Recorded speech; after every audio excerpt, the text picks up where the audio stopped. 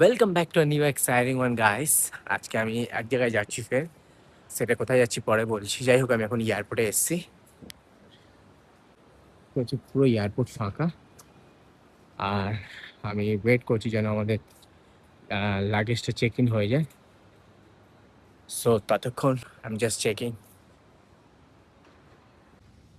Just immigration শেষ হলো, আর শেষ হওয়ার পর আমি এখন এখানে এসেছি গেট নাম্বারের কাছে। অলমোস্ট ফাঁকা, কেউ নেই, এরকম খুব একটা বেশি লোক নেই। যাই হোক, এখনো 2 ঘন্টার মতো ওয়েট করতে লাগবে। দেখা হচ্ছে পরে। ইমিগ্রেশন শেষ করার পর 2 ঘন্টা পর বোর্ড হওয়ার সুযোগ হলো। তারপরে গিয়ে সুন্দর সিনারি দেখতে দেখতে, এটা ছিল সিট কিন্তু আমি এখানে বুঝতে পারিনি, সাম্য এটা অন্যজনের জায়গা ছিল। 3 ঘন্টা ফ্লাই করার পর পৌঁছে গেছিলাম ফুকেটে। দেখ, জানলা থেকে দেখতে খুবই সুন্দর ছিল। যখন ফুকেট এয়ারপোর্টে নামলাম, দেখলাম খুব একটা বেশি বড় ছিল কিন্তু খুব একটা বেশি ফেন্সি ছিল না বাইরেটা।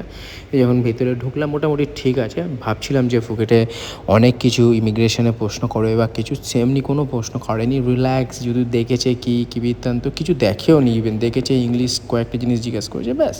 তারপরে ব্যাগ নিলাম, ব্যাগ নেওয়ার পর সোজা চলে এসেছিলাম বাইরে। এখানে এসে কোনো অনলাইন অ্যাপ এখানে কাজ করে না। এখান থেকে যদি আমরা ট্যাক্সি নিতে চাই সেটা অনেক দামি হয়ে যায়।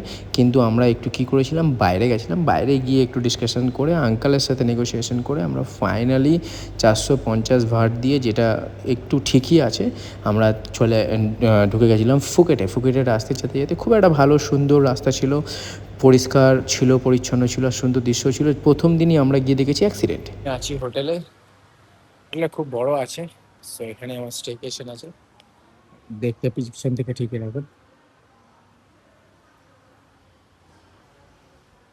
হোটেল থেকে বাইরে বেরোনোর পরে একটা অ্যাডভার্টাইজমেন্ট চলছিল, কারণ কিক বক্সিংয়ের ম্যাচ ছিল। সেটা ছিল ঠিক এরকম।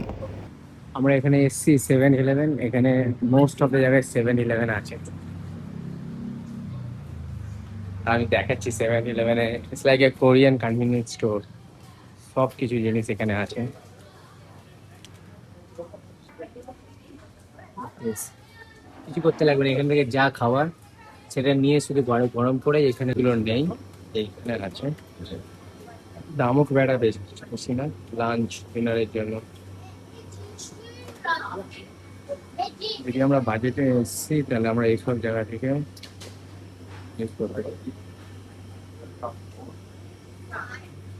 এটা চিপসের জায়গা, যেখানে অনেক কোনো ফ্লেভার আছে যেগুলো আমাদের ইন্ডিয়াতে নেই, চাকাটার তো নেই। তার মধ্যে হলো এটা।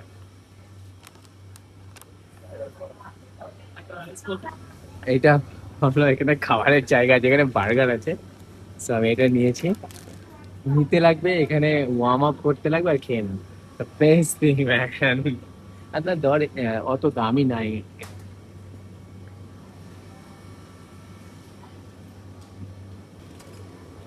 এই যে ডিমটা আছে, এটা সিদ্ধ ডিম।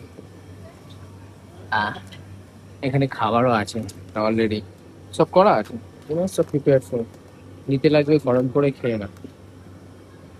খুব একটা বেশি দাম দাম না, বিয়ারলেস থাই, বাট কত হবে, 120 টাকা, 50 টাকা, 70 টাকার মধ্যে। এখানে ভাতও আছে, ডেফিনেটলি থাই স্টাইল।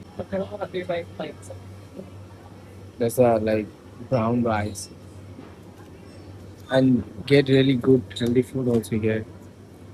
হেলদি অনেক খাবারও আছে এখানে, ফিশও আছে এখানে, সবকিছু আমরা পেয়ে যাবো। ফ্রুটসও আছে এখানে কাটা, এখানে ফ্রুটসও আছে কাটা, ডিফারেন্ট কাইন্ড অফ ফ্রুটস। আইসক্রিমও আছে অনেক, এখানেও আছে ফ্রোজেন। সব জিনিস নাও এখানে বসেই খেতে পারবো। এখানে বিভিন্ন ধরনের ড্রিঙ্কস আছে, ড্রিঙ্কস নিয়ে সোজু এসে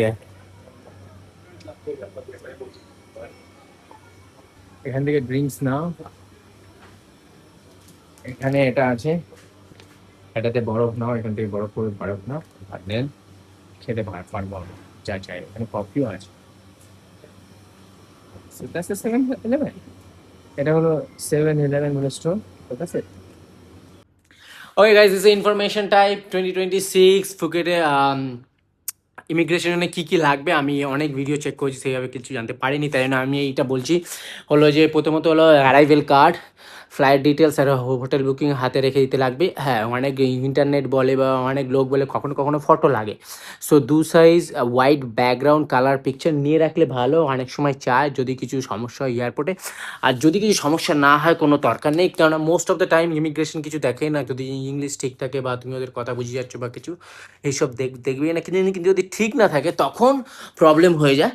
তখন দেখে অনেক সময়, যেমন আমার সামনে একজন বিহারি লোক ছিল, তাকে কোথাও নিয়ে গেল জানার জন্য কিছু। যাই হোক, এই হলো ব্যাপার।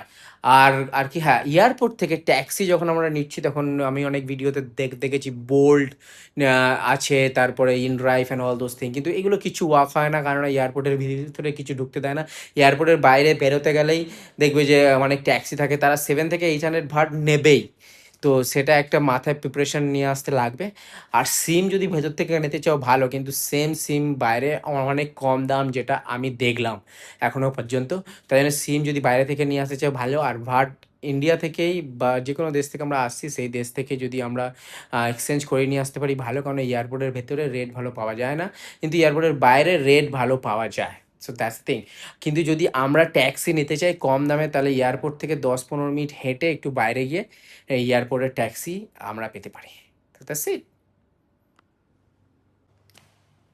Well, guys, this is the last part of my video, and this is the whole thing for the first day.